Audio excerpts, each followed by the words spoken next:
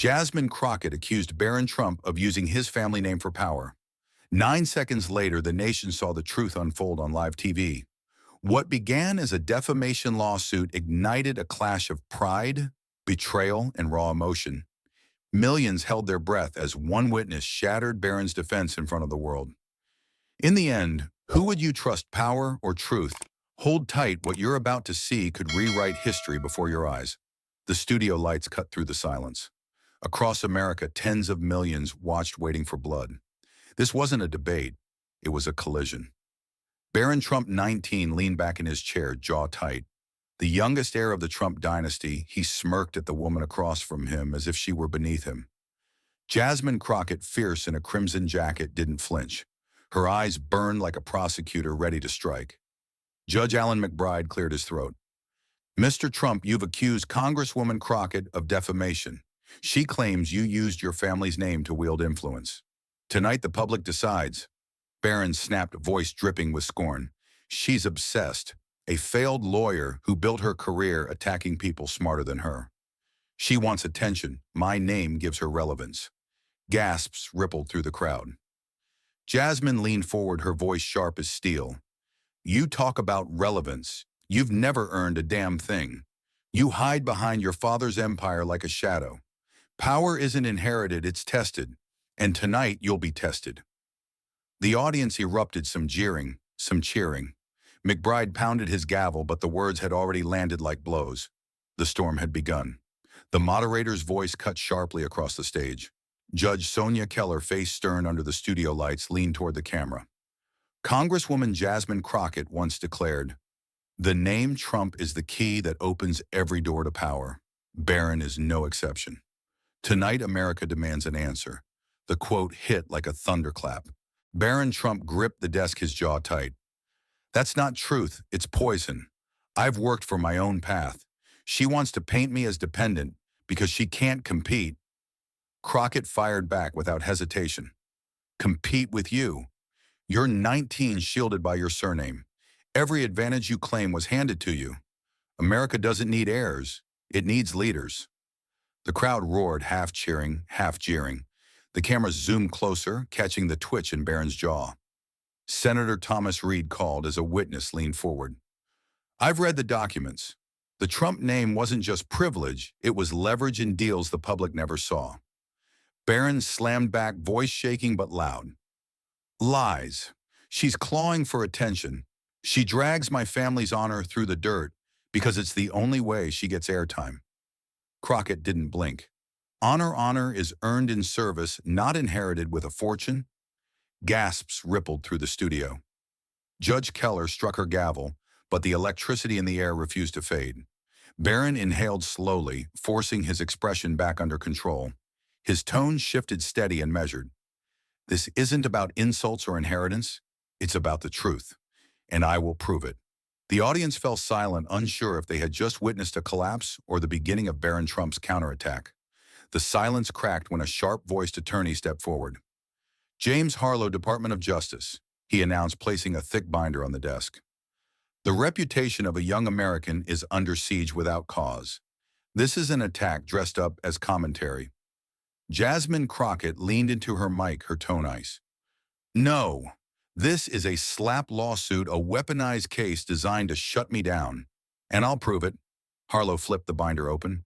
Pages stamped DOJ Evidence Unit glared under the lights.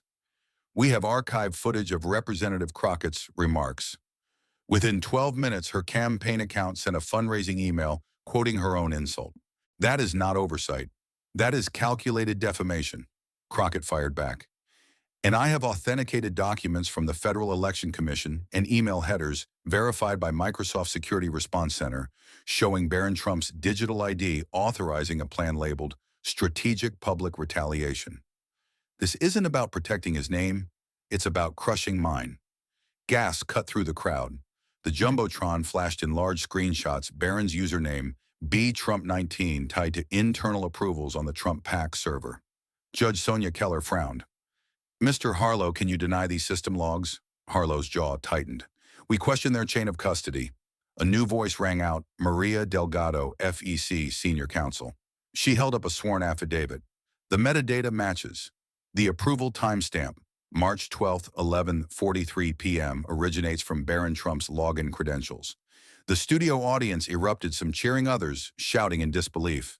Barron finally broke his silence, smirking coldly. So this is her strategy, dragging bureaucrats into a circus. I don't answer with staged evidence. Jasmine's reply landed like a blade. It's not staged, Barron. It's your digital footprint. And footprints don't lie. The trap had been sprung. The trap had barely snapped shut when the networks smelled blood. Within minutes, clips of Barron's smirk and Jasmine's icy retort were ripped from the broadcast and looped endlessly. On Fox News, the chyrons screamed in bold red, Crockett smears, Trump air on national TV. A panel of conservative pundits tore into her. Host Laura Whitman sneered. This isn't oversight, it's obsession. She's staging a witch hunt against a 19-year-old. The so-called evidence manufactured by Washington bureaucrats who'd sell their soul for airtime. Cut to CNN, where the screen was split on one side, Jasmine Crockett holding the memo. On the other, Barron's username glowing on the Jumbotron. Anchor David Morales leaned forward. Tonight, Americans saw more than a clash. They saw a digital signature, Barron Trump's login, tying him to a smear campaign. That isn't conjecture. That's authentication. Meanwhile, MSNBC pushed it further. Rachel Donovan's voice shook with intensity. This wasn't just about one congresswoman. This was about the machinery of inherited power turning against a critic. Barron Trump approved a plan to brand a sitting lawmaker as unstable. That is abuse, plain and simple. Clips were cut, slowed, replayed with ominous music.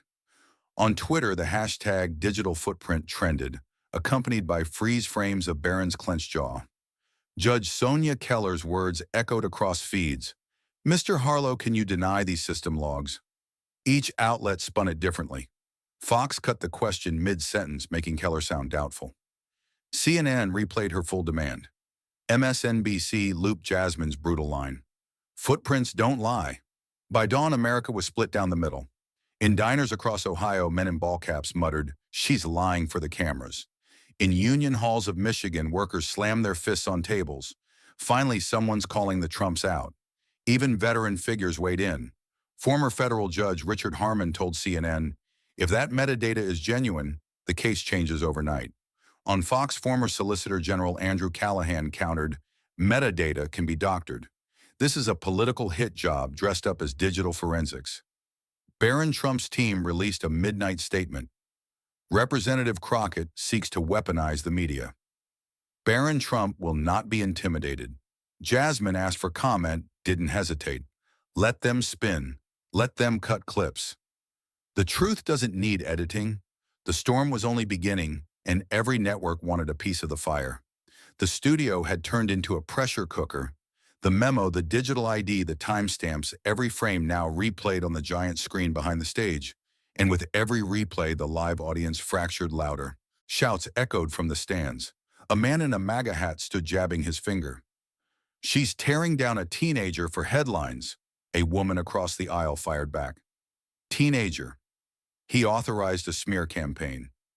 Don't tell us 19 is too young to know right from wrong. Judge Sonia Keller banged her gavel, but the noise drowned her out. Cameras swung wide to catch the chaos while the ticker at the bottom of the screen flashed, "Leave poll." Is this justice or persecution? The numbers seesawed every few seconds, millions voting from their phones. The moderators tried to regain order, but the show fed on fury. James Harlow, Barron's DOJ lawyer, raised his voice over the crowd. "This circus proves our point. Representative Crockett isn't seeking truth. She's weaponizing television." Jasmine cut him off, her words razor sharp. "Weaponizing? You brought the lawsuit. You dragged us here. Don't cry foul because the truth finally came out in daylight." The audience gasped, then roared. On the screen, the live chat scrolled so fast it blurred. Crockett exposed him. "She's a liar. Show the logs." "Barron is finished." Barron lifted his chin, his voice cooler now.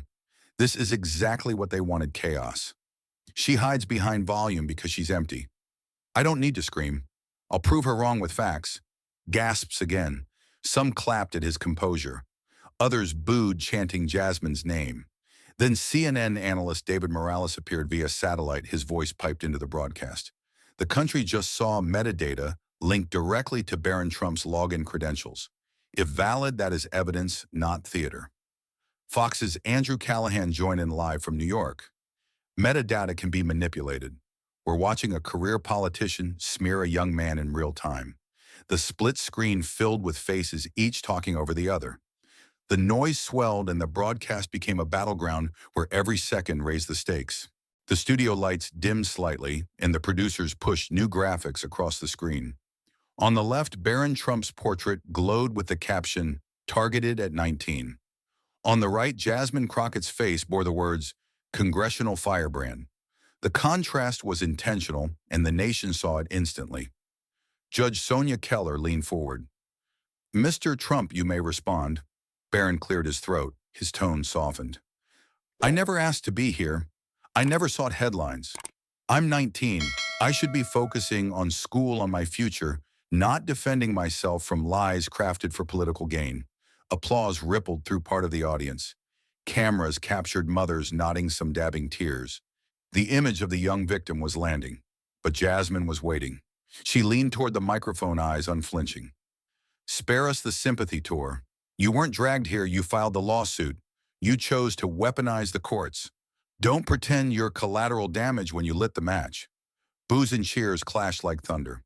The split screen widened to include commentators. Fox's Laura Whitman declared Crockett's unhinged, "This is bullying." MSNBC's Rachel Donovan fired back, "This is accountability. He's not a child, he's an actor in a calculated campaign." Barron's lawyer James Harlow rose again. "Representative Crockett calls herself brave, but bravery doesn't mean shredding the reputation of a teenager." "This is persecution," Jasmine cut him off, her voice steel. "Persecution. Look at the logs, look at the memo, look at the digital signature. His age doesn't erase the evidence." The screen behind them flashed Barron's username, btrump19, linked to approval timestamps. Gasps shot through the room. Barron leaned forward, eyes narrowing. "You think repeating it makes it true? You're nothing more than a headline chaser, desperate for a viral clip." Jasmine's reply was a dagger. "And you're nothing more than a surname in a suit, hoping Americans can't tell privilege from innocence." The audience exploded. Some shouted, "Leave him alone." Others chanted, "Show the truth." The camera zoomed on. Barron's face composed, polished, almost angelic, then cut to Jasmine, fierce, unrelenting. Two images, two Americas, and a country spiraling deeper into division. The debate was already chaos when a sudden murmur spread through the production crew. A figure in a gray suit, escorted by security, appeared at the edge of the stage. Cameras swung, catching the tense moment. The Chiron flashed. "Breaking, surprise witness arrives." Judge Sonia Keller raised an eyebrow. "Identify yourself." The man adjusted his glasses. "Daniel Rhodes, former communications assistant at the White House Office of Strategic Media." Gasps rippled through the studio. He placed a sealed folder on the moderator's desk. "I have material the public deserves to see." Barron's lawyer, James Harlow, shot up instantly. "This is a stunt. He isn't on the witness list. Remove him." Rhodes's voice didn't waver. "I was there when directives were drafted. I saw the campaign to discredit Representative Crockett, and I saw who signed them." The crowd erupted. Chants and boos collided. Jasmine leaned forward, eyes sharp as knives. "Tell them, Mr. Rhodes. Tell them what you brought." Rhodes tapped the folder. Internal emails, approval stamps. One memo labeled "Strategic Public Retaliation" with Barron Trump's authorization code. "These aren't rumors. They're archived communications." Judge Keller's tone was grave. "Mr. Rhodes, are you prepared to testify under oath?" "Yes, Your Honor." "I'll swear on it." Barron slammed his hand against the desk, fury breaking through. "You're a traitor. You think you can stroll in here with forged papers and smear me. You're pathetic." Jasmine didn't blink. She whispered loud enough for the mic. "Truth always walks in when arrogance thinks the room is locked." The audience roared. Some shouted, "Read the memo." Others jeered, "Fraud." The live chat streamed across the jumbo screen. "Expose him." "Staged witness." "What's in the folder?" Daniel Rhodes pushed the folder forward. This isn't a theater, it's evidence. And tonight the cover-up ends. Judge Keller's gavel struck 3 times, the sound echoing like a countdown. The storm had entered a new phase and the nation knew it. Daniel Rhodes laid the folder flat and slid a sheet toward Judge Sonia Keller. The camera zoomed in bold black letters, stamped across the top, strategic public retaliation. The judge's gavel tapped once. Read it aloud. Rhodes cleared his throat, voice steady. Target Representative Jasmine Crockett. Goal: undermine credibility. Methods: portray her as irrational, highlight her emotional outbursts, feed clips to social media influencers. Directive approved, user ID B-Trump-19. The studio detonated with noise, gasps, screams, applause, booing. Jasmine leaned into the mic, her voice ablaze. There it is, America. Not rumor, not spin. A 19-year-old heir signing off on a smear campaign against a sitting member of Congress. Barron shot up, face burning. This is fake. Anyone could forge my login. She's obsessed with dragging my name through mud, because without me, she's irrelevant. Jasmine barked a laugh, sharp and merciless. Irrelevant, Barron. The only thing tying you to relevance is the name you hide behind. And now that very name is tattooed on a memo designed to bury me. The crowd exploded, half cheering, half jeering. Security shifted nervously. James Harlow stormed forward, waving his hand. This is a smear of its own. No digital record is sacred. Metadata can be doctored, cloud logs fabricated. My client is being executed in the court of television. Rhodes snapped back, eyes blazing. Then call Microsoft Security Response. Call the FEC. Call every tech forensics lab in DC. They'll all tell you the same thing: these are authentic, and the signature is his. Judge Keller's voice cut through the chaos.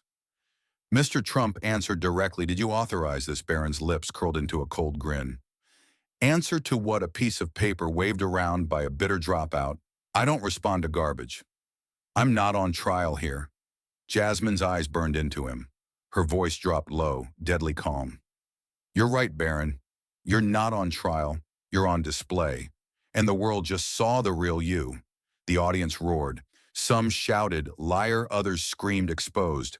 The memo glared on the screen behind them like a scarlet letter. The storm had reached a point of no return. The lights dimmed and then boom. The strategic public retaliation memo filled the giant LED screen behind the stage. Lines of text glared in black and red. Target Jasmine Crockett. Amplify instability. Deploy influencers. Neutralize credibility. Approved by B-Trump-19. The audience detonated, shouts, whistles, clapping, and curses tangled in the air. Security struggled to keep the front row seated. Barron's face drained of color. He leaned toward his lawyer, whispering fast, but microphones caught fragments. They weren't supposed to show that. Jasmine seized the moment.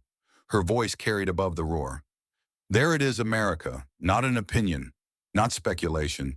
A plan signed, sealed, and approved by Barron Trump himself.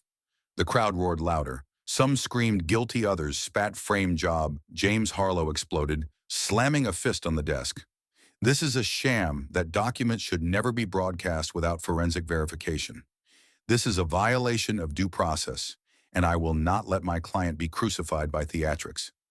Judge Sonia Keller barked back. Control yourself, counselor. The evidence has been entered. The nation has the right to see it. Barron finally snapped, slamming his palm on the table. This is disgusting. She calls me unstable while she screeches like a maniac. She's the one unfit for office. She's a disgrace. Gasps ricocheted through the hall. Jasmine didn't blink. She leaned forward, eyes locked on him. I'm not the one caught plotting to destroy an opponent. You call me unfit. You signed a blueprint for character assassination. That's not leadership. That's cowardice. The crowd screamed, half in outrage, half in awe.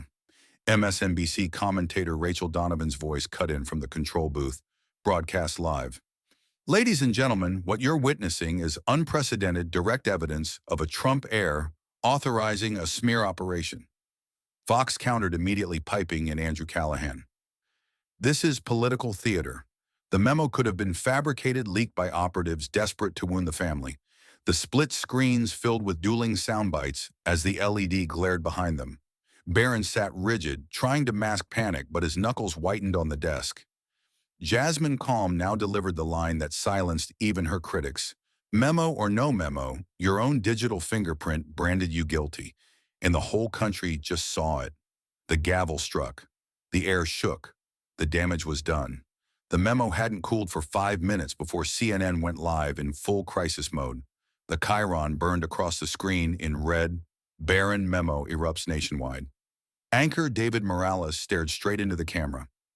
We are witnessing something no one expected tonight, a Trump heir tied by digital fingerprint to a document ordering a smear campaign.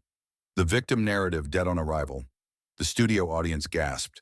Clips rolled back to back. Barron's hands slamming the table, Jasmine's voice slicing the memo glowing across the LED. A commentator leaned forward, voice trembling. If this code B Trump 19 is genuine, Barron Trump can't hide behind youth. Victims don't sign blueprints for character assassination. A panelist from the right fired back instantly. Blueprint. This is a forged pamphlet waved around on TV.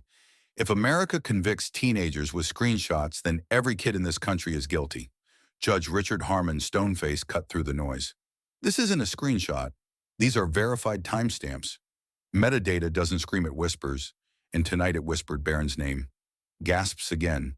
The feed split to show the hashtags climbing. Barron memo footprints don't lie. Trump cover up. Millions of Americans were typing at once, the comments scrolling faster than the anchors could read. On the street, a woman outside a diner nearly shouted into the mic. I don't care if he's 19. My son's 19. If he signed something like that, he'd answer for it. Why should Barron get a crown instead of a consequence? Back in the studio, Morales asked the question that froze the panel. Judge Harmon, does this cross into criminal misconduct? Harmon didn't blink. If corroborated, yes. This stops being defamation. This becomes a conspiracy carried out by the son of a former president. The audience roared, some in outrage, some in triumph. Barron's defenders shook their heads, but the words had already landed. CNN replayed Jasmine's line once more in slow motion. You're not on trial, you're on display, and the world just saw the real you.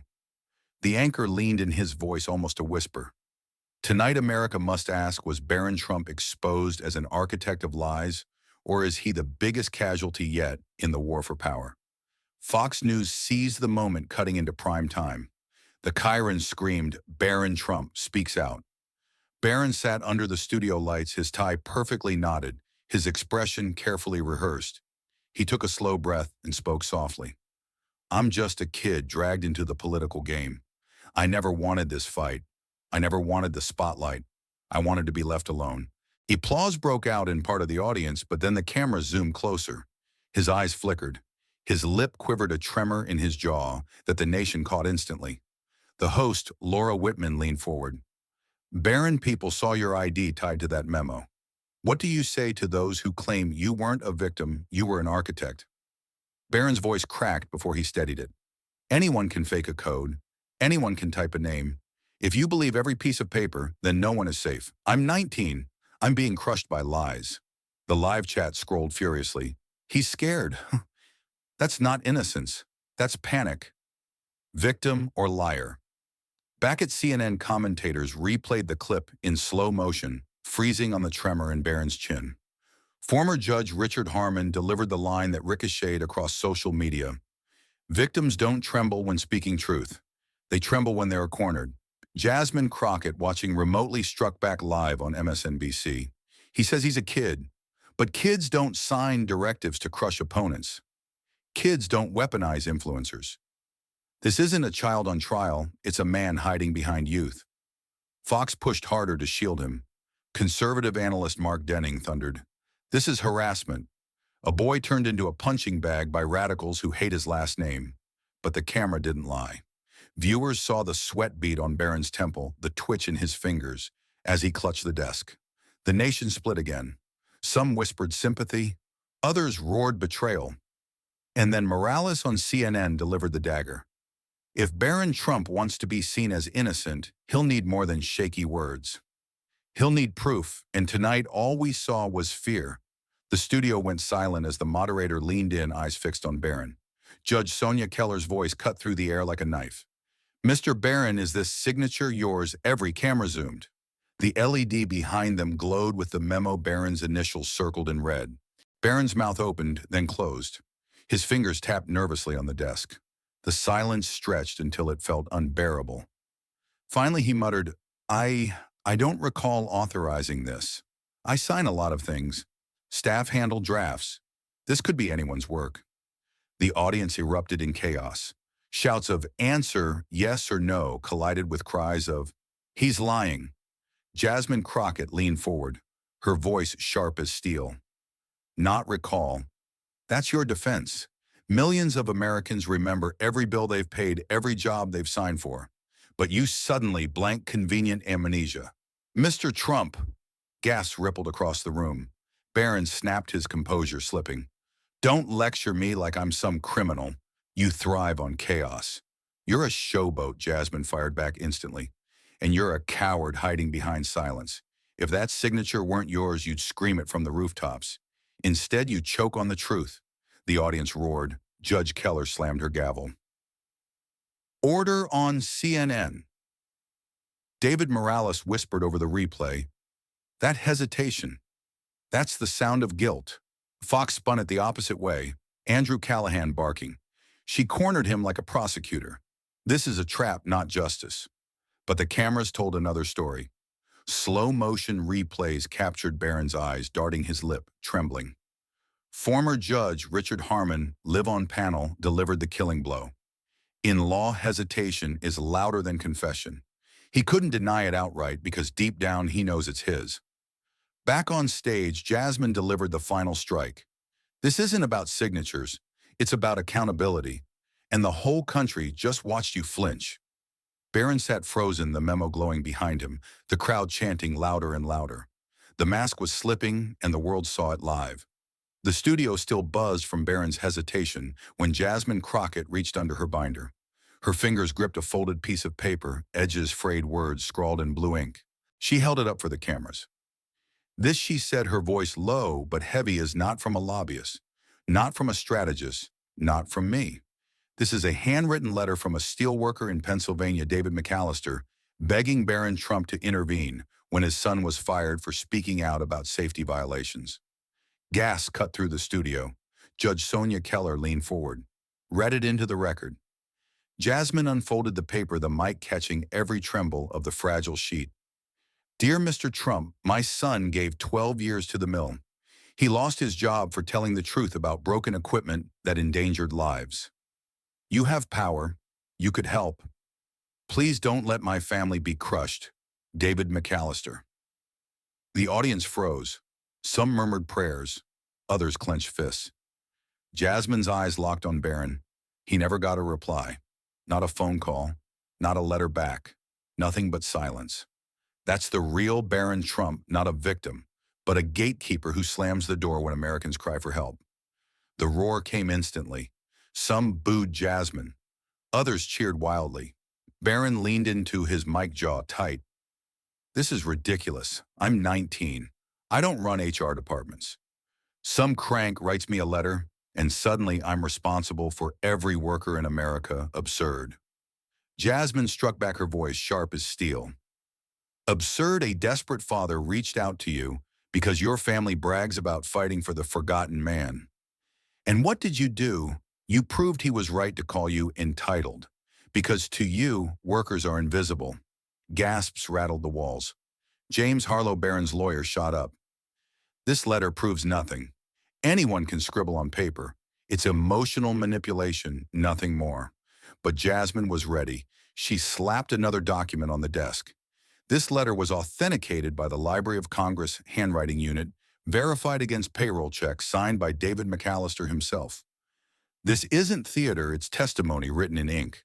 Judge Keller's gavel cracked. Order in the chamber. The LED screen lit up with the letter enlarged, every crooked line visible. CNN replayed Jasmine's words in real time. Not a victim, but a gatekeeper. MSNBC's Rachel Donovan declared, "This is devastating. The Trump myth of defending the working man just collapsed in one sheet of paper." Barron slammed his fist down. "I won't be crucified because some nobody thinks I'm a savior." The audience gasped again. Jasmine's voice cut through like a dagger. That nobody built this country, and tonight America sees what you think of them. The letter hung in the air like a verdict. The paper still trembled on the LED, every crooked word visible. Jasmine Crockett didn't sit back. She pressed forward.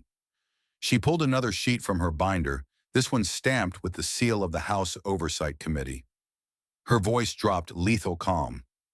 The story doesn't end with silence. Mr. McAllister's plea wasn't just ignored, it was exploited. The crowd leaned in. Barron's head jerked toward his lawyer. Jasmine read from the page. Internal communications recovered from the Trump media unit, show staffers laughing about the letter. Quote, perfect material spin this as proof she attracts unstable supporters.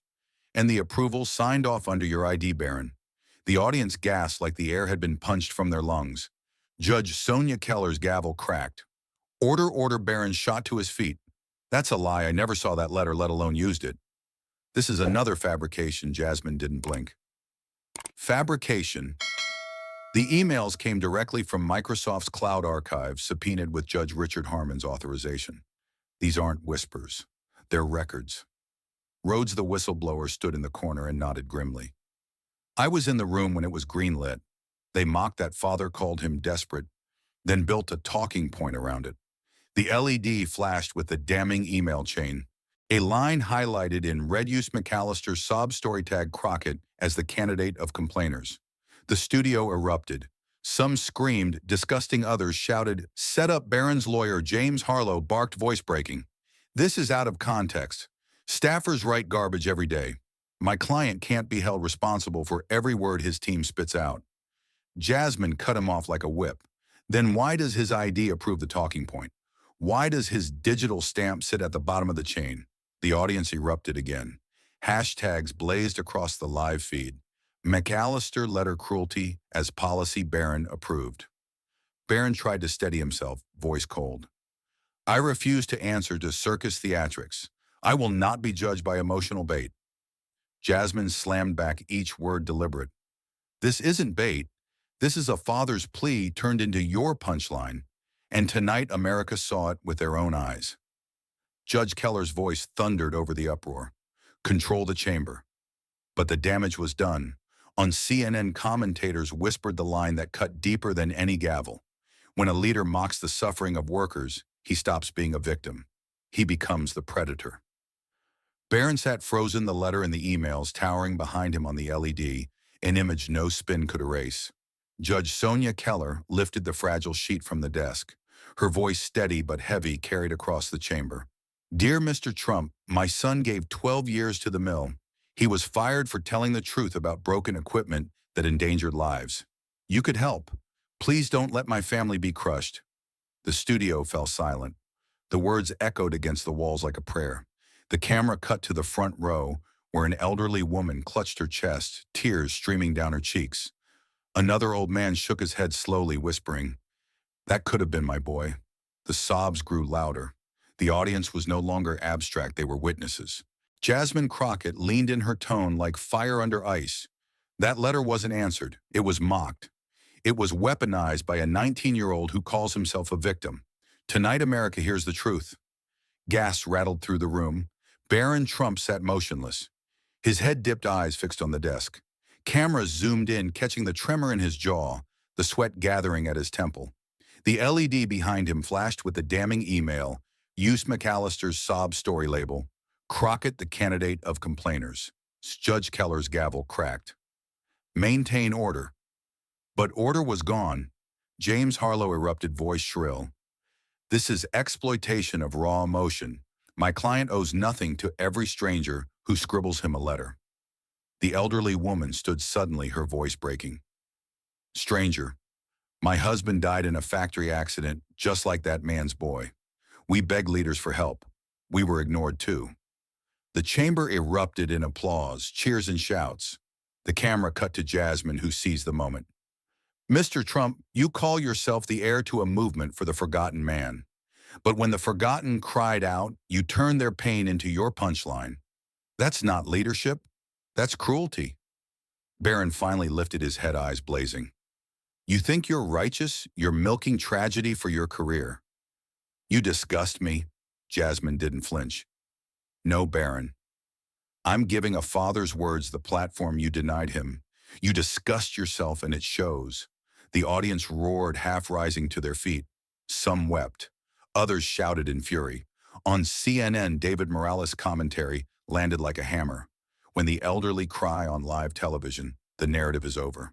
Barron Trump didn't just lose a debate, he lost the country's trust. The gavel struck again, but the sound was drowned by the chant rising in the chamber. Read the truth, read the truth. And in that moment, Barron Trump, head bowed under the glare of the lights, looked less like a victim and more like a man cornered by the weight of his own choices. The chants of read the truth still echoed when Jasmine Crockett raised her hand for silence. Her voice was steady, almost too calm. Ladies and gentlemen, if you thought the letter was devastating, brace yourselves. Because words written in ink are one thing, but words spoken with arrogance are another. A signal was given. The LED screen flickered, then rolled grainy footage from a private fundraiser in Palm Beach. Barron Trump stood at a podium, a champagne glass in hand, smirking as donors laughed around him.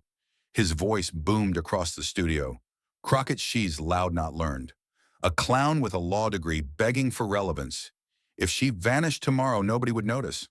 The room gasped in unison. Some covered their mouths. Others jeered. The footage played again, slowed down, the words subtitled across the glowing screen. Jasmine's eyes never left Barron. So much for being a victim. That's not a trembling 19-year-old under attack. That's a young man sneering at a public servant in front of billionaires. The elderly woman in the front row, still wiping tears from McAllister's letter, shouted shame. Judge Sonia Keller's gavel cracked. Order, but order had long fled. Barron slammed his hand on the desk. That was taken out of context. I was joking. Everyone knew it was a joke. Jasmine leaned forward, her voice slicing through the chaos. Joking. You mocked my voice, my profession, my very existence in front of people who bankroll your family's empire. Tell me Barron is humiliating women of color comedy to you? Gasps cut the air. Some clapped. Others shouted angrily. James Harlow leapt up. This is irrelevant character evidence, not admissible. But Jasmine silenced him with one line. It's not character evidence. It's character revealed. The LED froze on Barron's sneer, his glass raised mid-toast. The contrast with the bowed head from minutes earlier was brutal. CNN replayed the clip instantly, the chyron blazing, Barron mocks Crockett at fundraiser. MSNBC's Rachel Donovan whispered, "This ends the sympathy narrative. He's not hunting prey, he's the hunter caught bragging." Even Fox News struggled. Analyst Mark Denning stammered, It looks bad, but jokes at fundraisers aren't policy." The live chat poured across the screen. Not a victim. Caught red-handed. Fundraiser tape. Barron's face flushed. He gritted his teeth, staring at Jasmine. You're enjoying this circus. You think this makes you noble, it makes you pathetic. Jasmine didn't flinch. Her reply cut the air in half. No, Barron. What makes you pathetic is mistaking cruelty for strength and thinking nobody would ever catch you. The crowd erupted again, the sound shaking the chamber. The video looped one more time, and Barron Trump's sneer became the face of arrogance replayed across the nation. The footage from the fundraiser had barely stopped looping when Jasmine Crockett pulled yet another page from her folder. The paper shook under the glare of the lights, but her voice was steady, deliberate, and lethal. Operation, she read, pausing long enough for every microphone to catch the silence, sowing doubts about Crockett's psychological stability. The studio detonated. Gasps and shouts ricocheted from every corner. Some screamed, disgusting, others booed. Security braced themselves. The LED screen behind them lit up the damning phrase highlighted in yellow. Cameras panned instantly to Barron Trump. His face drained, his lips tight, his hand gripping the desk until his knuckles whitened. Jasmine's eyes never left him. You didn't just mock me at a fundraiser. You and your team plotted to brand me as mentally unstable, an unfit woman of color who dared to challenge your family. You turned sexism and racism into strategy, and you signed off on it. The audience roared. Elderly women in the front row shook their heads, one whispering they wanted to destroy her mind, not her arguments. Barron tried to speak, but his voice cracked. That phrase could have been written by anyone's staff consultants, outsiders. I don't control every draft, Jasmine pounced. But your ID approved it. Trump 19. Same login, same timestamp, same fingerprints. Stop hiding, Barron. You own this operation. The moderator turned sharply. Judge Sonia Keller's voice was iron. Mr. Trump, do you deny authorizing this directive? Barron's silence stretched like a blade. Cameras zoomed in. His jaw clenched. Eyes darted away, the pale glow of panic unmistakable. James Harlow, his lawyer, erupted. This is grotesque. No 19-year-old should be forced to answer to half-baked documents and cherry-picked words. This is trial by ambush. Daniel Rhodes, the whistleblower, stepped forward again. I saw it greenlit. I saw Barron nod. They laughed about pushing her to explode on camera. They wanted the meltdown clip, not the truth. The studio audience gasped, then exploded into chants. Shame, shame, shame. Barron slammed the desk. This is character assassination. She's unstable, and now she's using theatrics to drag me down with her. Jasmine's reply cut the air in half. Unstable. The only instability here is your fear. A strong man doesn't need to brand his opponents insane. He debates them. You couldn't win, so you tried to break me. CNN ran the phrase in a red banner. Operation sow doubts about Crockett's psychological stability. MSNBC called it the ugliest playbook in American politics. Even Fox struggled their panel, muttering about bad optics. Judge Keller's gavel struck, but the fury wouldn't calm. The camera returned to Barron, his head now lowered, his face pale as marble. Jasmine leaned in for the final strike. America looked closely. This is not a victim. This is an architect of smear caught in his own blueprint. The roar from the audience drowned everything else. The studio had turned into a battlefield, and Barron Trump looked like a man cornered, stripped of every excuse. The studio was chaos, but one chant rose above the storm, pounding like a drum. Tell the truth, tell the truth, tell the truth. Hundreds of voices roared in unison, fists in the air. The LED screen froze on the highlighted words, Operation Sowing Doubts about Crockett's psychological stability. The camera cut to Barron Trump, pale, rigid, his lips pressed tight. 9 seconds of silence. 9 seconds of a young heir cornered in front of the nation. The cameras caught every tick, his jaw tightening, his eyes darting, his fingers trembling against the desk. The pause wasn't empty, it was damning. Jasmine Crockett seized it. Her voice sliced through the chants. 9 seconds. That's all America needs to see.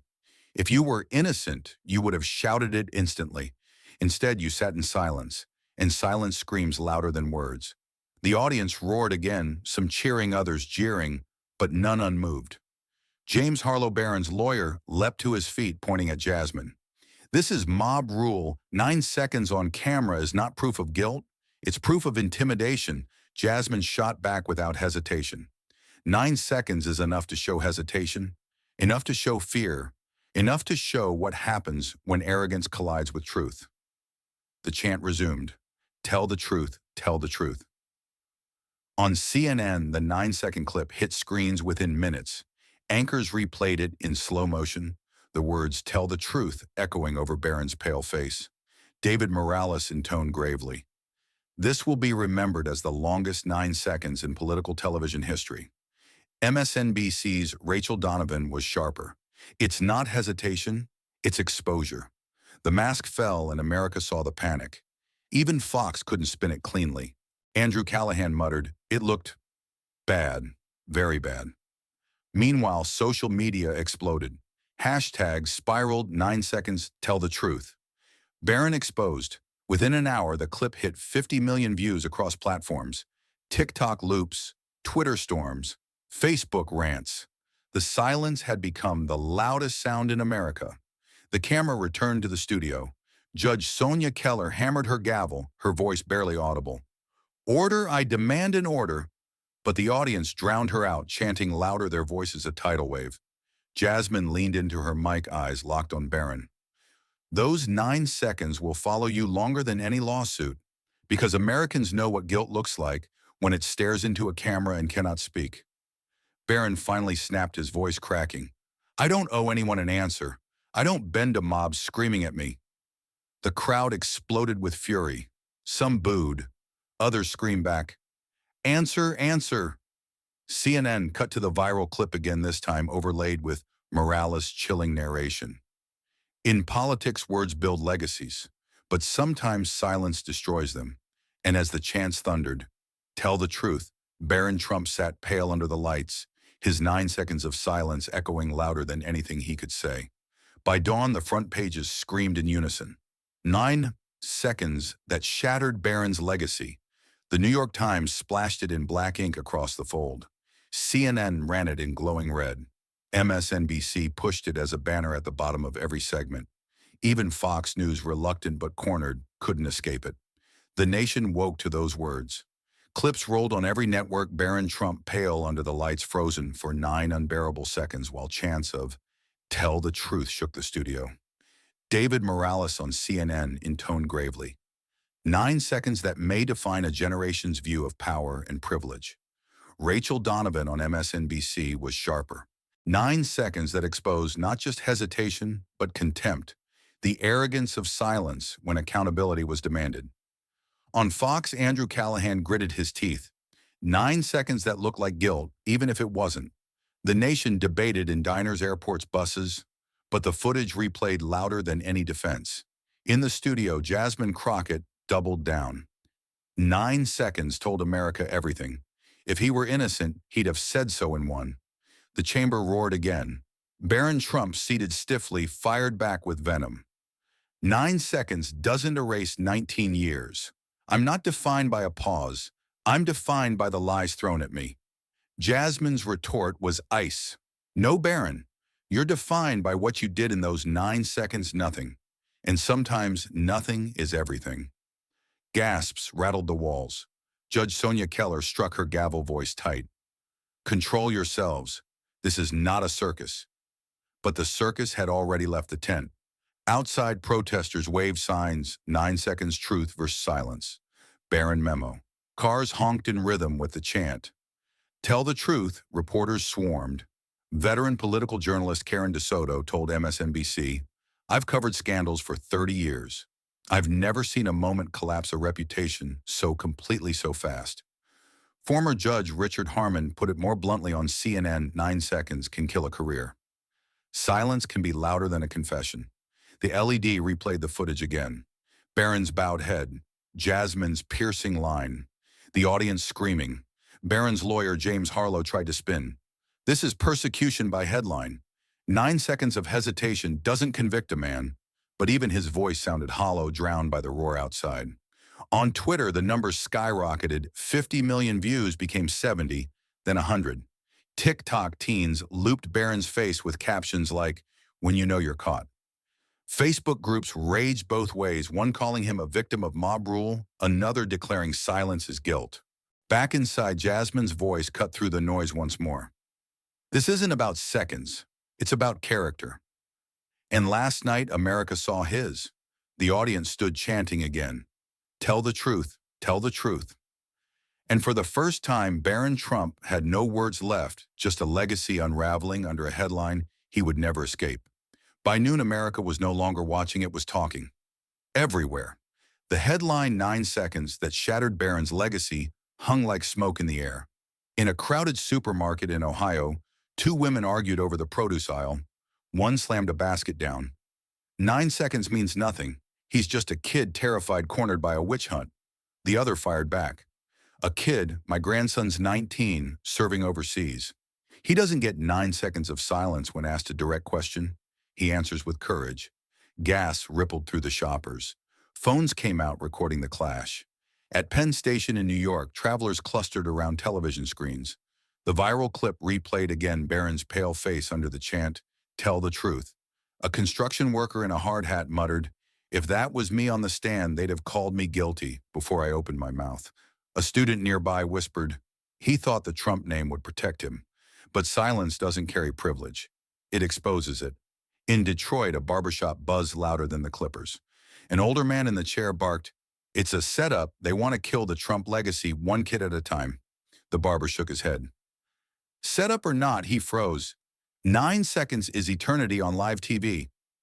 He looked guilty, and in politics, looking guilty is the same as being guilty. Laughter and shouting collided in the tiny shop, the debate spilling into the street. On Sunday morning, churches couldn't escape it either. Pastor Eli Brooks in Houston addressed his congregation. Proverbs tells us, "A truthful witness saves lives, but a false witness is deceitful." 9 seconds of silence spoke volumes. What good is power if it cannot stand in the light? Some nodded, tears in their eyes. Others shifted uncomfortably, muttering that faith should stay out of politics. Meanwhile, cable networks kept the fire stoked. CNN hosted veterans, one of them, Sergeant Michael Alvarez, who said bluntly, "I've seen soldiers under fire answer questions faster." Fear reveals itself, and Barron's silence reveals everything. MSNBC brought in union leader Carla Jennings. Workers watched him mock a desperate father. Now we watched him go mute when asked for the truth. That's not leadership, it's betrayal. Fox, desperate to salvage the image, rolled out strategist Mark Denning. Every American has hesitated before answering. If hesitation is a crime, then we're all guilty. But the spin wasn't landing. The hashtag still trended. 9 seconds tell the truth, Barron exposed. Back in the studio, Jasmine Crockett gave one more blow. The American people aren't blind. They know silence when they see it. They know arrogance when they feel it. Barron Trump gave them both. The chant erupted again. Tell the truth, not just in the studio, but in supermarkets and train stations and churches across the nation. 9 seconds had left America breathless and furious. Barron Trump vanished. No interviews, no statements, no tweets. His social media went dark, his lawyers issued bland denials, and his once proud allies avoided cameras. The boy who had filled headlines now became a ghost. But Jasmine Crockett, her face lit up every screen. CNN hailed her as the relentless voice of accountability. MSNBC called her the banner of justice. At rallies from Chicago to Atlanta, crowds held signs, 9 seconds of silence. One voice of truth, yet beneath the cheers ran an uneasy murmur. At a town hall in Philadelphia, an elderly veteran gripped Jasmine's hand. "Ma'am, you gave us courage, but will you pay the price? They don't forget when you humiliate their bloodline." Jasmine smiled faintly, but her eyes betrayed the weight. "If truth has a price, I'll pay it. Better me than the people who can't fight back." Still, doubts rippled. On Fox News, Senator Blake Harkins sneered into the camera. "She's reckless. She thinks she can humiliate a president's son and walk away untouched. She'll learn what happens when you cross dynasties." The clip went viral, chilling even some of her supporters. Judge Sonia Keller asked on CBS was careful. "The Constitution protects speech, but history shows those who expose power rarely walk away unscarred." Whispers grew. Was Jasmine too bold, too fearless for her own safety? Meanwhile, Barron's silence only magnified Jasmine's rise. In Detroit, factory workers cheered when her speech replayed. 9 seconds told America everything. In Houston, churchgoers quoted her line, "Sometimes nothing is everything." But in Washington corridors, the atmosphere was darker. Anonymous aides leaked to Politico. The Trump machine is regrouping. Retaliation is coming. Mark it. During a live panel, former White House aide Daniel Rhodes, who had revealed the memo, leaned into his mic. "Jasmine Crockett has cracked the armor, but I fear they'll try to crush her before she swings again." The moderator asked her how Rhodes hesitated, then muttered, "With money, with lawsuits, with whispers in the dark." This isn't over. The audience fell into a tense silence. Jasmine herself refused to show fear. Appearing on MSNBC, she declared, "This isn't about me. It's about every American worker silenced, every parent ignored, every truth buried. If they want to come after me, let them. I've faced worse than shadows." The clip ignited social media again. Banner of Justice trended alongside warnings, "Protect Crockett." But even as chants of justice echoed in city squares, Jasmine walked off stage one night, her aides close by, when a supporter shouted from the crowd, "Stay strong, Jasmine, but be careful. They'll come for you next." The words hung in the air like smoke. For the first time, Jasmine's confident smile faltered, just enough for cameras to catch. The cameras zoomed in. The air was thick, so heavy even breathing sounded like thunder in the microphones. Every eye was fixed on the moderator, his hands gripping the verdict slip like it weighed 1,000 pounds. He cleared his throat, his voice quivering, then steadying. Ladies and gentlemen, the court has ruled. The defamation lawsuit filed by Barron Trump is dismissed for one heartbeat silence. And then the studio exploded. Applause erupted wild and thunderous. Some stood clapping until their palms reddened. Others shouted in triumph. The chant broke out instantly. Justice, justice, justice. Jasmine Crockett did not stand. She simply leaned forward, her gaze piercing through the chaos, her voice low, but sharp enough to slice through the noise. Dismissed not because of technicalities, but because the truth cannot be chained. The roar grew louder. The cameras swung to Barron Trump. His face flushed, crimson jaw clenched so tightly the veins in his neck stood out. He pounded the desk, once the sound echoing like a gunshot. This is corruption. This is theater. You people destroyed me for ratings. Gasps spread through the crowd. Judge Sonia Keller raised her gavel. Mr. Trump, watch your tone. But Barron sneered, pointing at Jasmine. She humiliated me. She smeared my name, dragged my family into filth. And you clapped for it like trained seals. The audience booed, drowning his words. Some shouted back, 9 seconds. Others screamed, tell the truth. Jasmine rose finally, her voice calm but lethal. Barron, you tried to use the law as a weapon, but the law chose truth instead. And now all of America has seen who you really are. Her words landed like punches. Daniel Rhodes, the former media aide who revealed the memo, stood from the witness bench. The documents were real.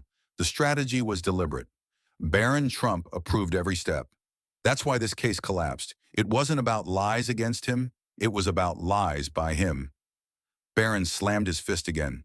You're a traitor, Rhodes. A snake feeding lies to vultures. Rhodes didn't blink. Better a snake than a coward hiding behind silence. The audience gasped, then erupted in applause again. Jasmine leaned closer, her words now almost a whisper, but the microphones caught every syllable. Barron, your father taught you that wealth protects, that arrogance shields. But tonight the nation saw something else, power trembling in fear. Barron shot back, his voice cracking with fury. You'll regret this. They'll turn on you. You think you've won, but dynasties don't fall from a headline. Jasmine's reply was ice. No dynasties fall when they mistake silence for strength. And yours began collapsing in 9 seconds. The studio shook with applause so loud the cameras rattled. On CNN, David Morales spoke over the feed. This is unprecedented. Never before has a dismissal been this dramatic, this public, this final. MSNBC's Rachel Donovan added, Jasmine Crockett didn't just win a lawsuit, she won the narrative. She became the banner of accountability. Even Fox News struggled. Mark Denning muttered, this dismissal will haunt the Trump family for years. Meanwhile in the crowd, an elderly veteran shouted through the clamor, Jasmine stood for us when nobody else would. Another voice echoed, trembling but resolute. But will she pay the price? The words hushed the room. Applause softened. Faces turned solemn. Jasmine paused, eyes scanning the crowd. She inhaled deeply, then spoke with steel. If there is a price for defending the truth, I will pay it gladly. Because silence is the luxury of cowards, and I was not elected to be silent. The audience erupted again, but this time the sound carried a weight, a mix of triumph and fear. Barron Trump slumped back in his chair, lips curling into a bitter sneer, his voice barely audible, but the microphones caught it. This isn't over. You'll see. The crowd roared, drowning him out. The chant thundered once more, shaking the walls of the studio, justice, justice, justice. And as the cameras panned across the divided faces, some triumphant, some fearful, the verdict hung in the air like a crack of lightning, dismissed, final, irreversible. The applause from the dismissal still rattled the rafters when the moderator leaned back to the mic, voice low and resonant, almost elegiac. Tonight leaves us with a lesson. Power can hide the truth for a while, but it can't hide it forever. The words hung there like a bell toll. The cameras drifted across faces, relief, rage, awe, before landing on Barron Trump and Jasmine Crockett, two figures carved by the same light headed in opposite directions. Barron broke first. A while he hissed, eyes on Jasmine. You think you've exposed anything? You set the country on fire for ratings? Jasmine didn't blink. No, Barron. I lit a match in a room soaked with gasoline you poured. A murmur rippled through the audience. Judge Sonia Keller watched them, the way a surgeon watches a heartbeat on a screen, calm, clinical, unflinching. Daniel Rhodes stepped forward from the witness bench, voice steady. I worked those rooms. I saw the scripts. You can delay sunlight with curtains. Not with cement.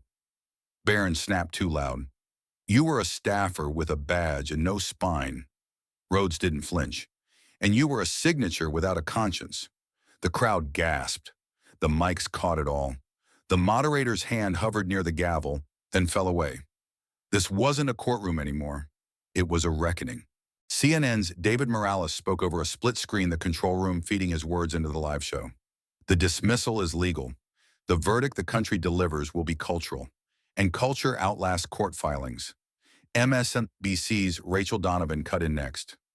The arc of truth bends slowly until it snaps. Tonight it snapped. Even Fox's Andrew Callahan cleared his throat, the edge gone from his voice. Whatever you think of Jasmine Crockett, the optics are catastrophic for Barron. Barron stood palms flat on the desk, breathing through his teeth. You're vultures, all of you. You fed on 9 seconds and called it truth. Jasmine turned to the audience, then back to him. Not 9 seconds, Barron. 9 months of planning memos. 9 days of war room calls. 9 signatures. 9 authorizations. 9 echoes of the same order. Break her. She tapped the stack of authenticated pages. You were loud on paper and silent under oath. That's the problem.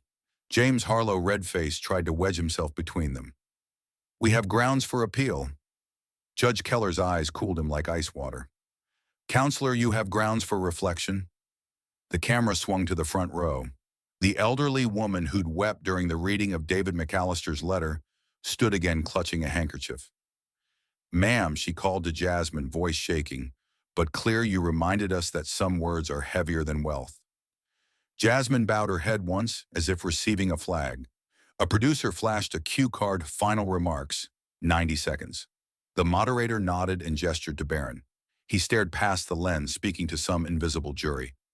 My name was decided before I was born. You think I chose the storm, I was dragged into it.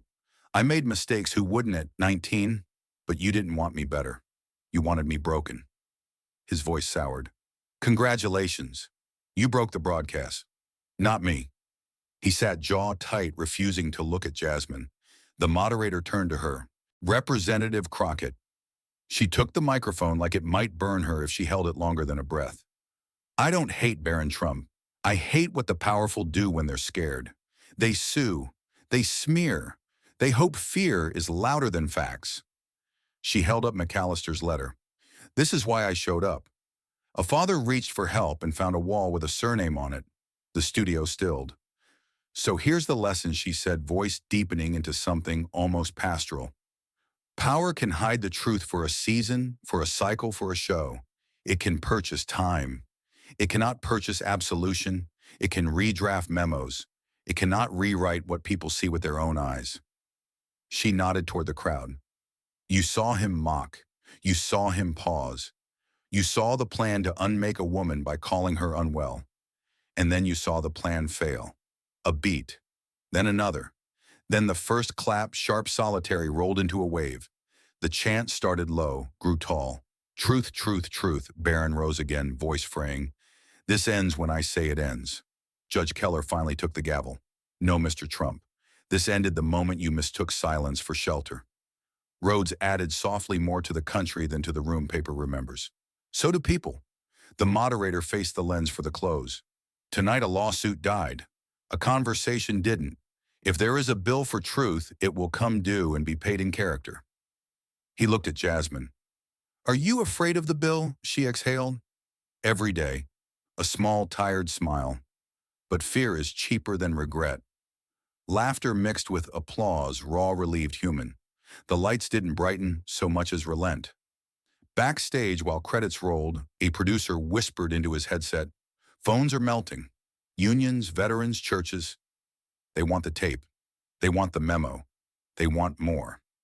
The moderator set his stack of notes down like a flag finally lowered. On the Jumbotron, one last graphic faded up stark and simple. Truth has a long memory. And for once, the studio let the silence run, not the kind that hides, but the kind that seals. The lights dimmed, but the noise refused to die. Protest chants echoed outside the studio, bouncing off steel and glass, as if the streets themselves were unwilling to forget. Inside, the cameras pulled back for one final sweep, Jasmine Crockett still standing. Barron Trump sinking into his chair, jaw-locked, eyes hollow. The narrator's voice cut through, heavy with gravity. When the truth is threatened, silence is a betting power.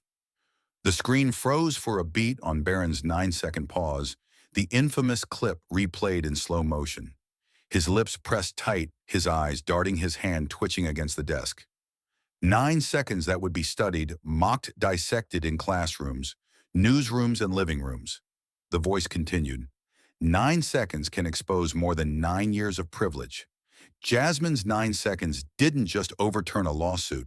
They shattered the illusion that silence could protect the powerful.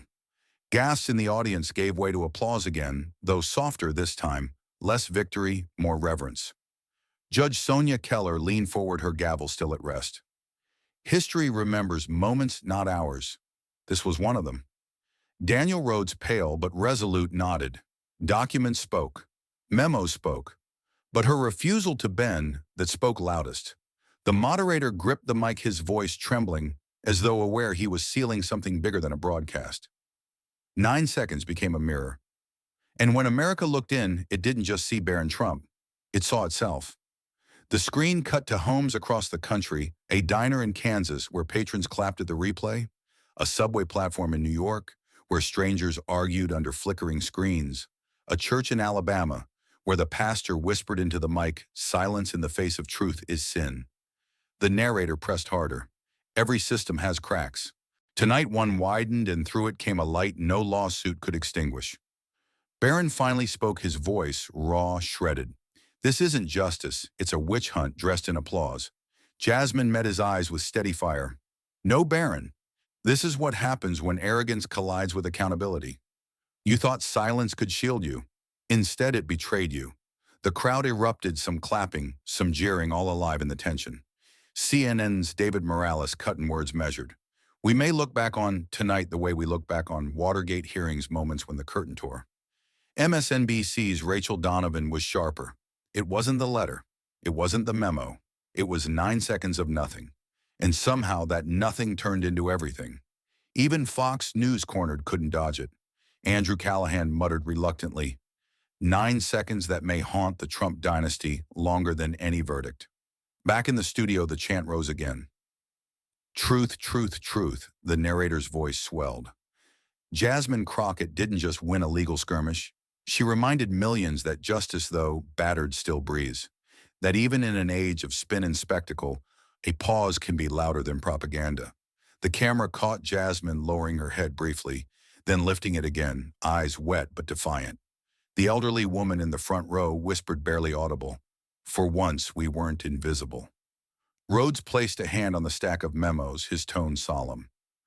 Words on paper tried to bury her, but words in silence buried him. The narrator closed each syllable, echoing like hammer strikes. When the truth is threatened, silence is a betting power.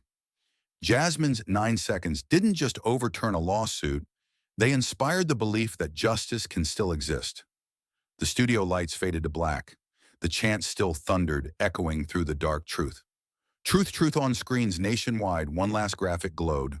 9 seconds that changed everything. And for the first time in years, millions leaned back in their chairs, hearts pounding, whispering to themselves that maybe, just maybe, justice still had a pulse. This hearing leaves us with a powerful reminder: when truth is under attack, silence is never neutral. It is complicity. Jasmine's 9 seconds showed the world that courage, even in the most hostile room, can awaken faith that justice is still alive. In our own lives, will we choose to remain silent, or will we dare to speak when it matters most? This video is created for educational and inspirational purposes under fair use, not to defame or attack any individual. Thank you for staying with us until the very end. It means the world. If this story moved you, please like, subscribe, and share so more voices can join this journey. Until next time, stay strong, stay awake, and I'll see you in the next video.